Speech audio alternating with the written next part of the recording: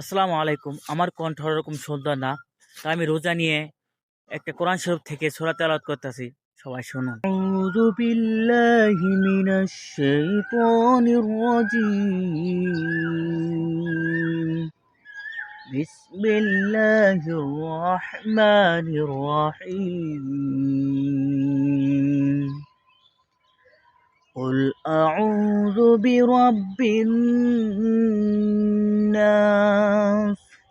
ملك الناس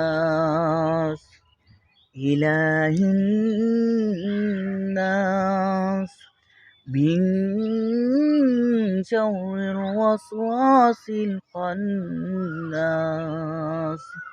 الذي يوسوس في صدور الناس মিনাল জিন্নাতি ওয়ান নাস। এই সূরা আপনাদের কিরকম লাগলো কমেন্ট করে বলে যান।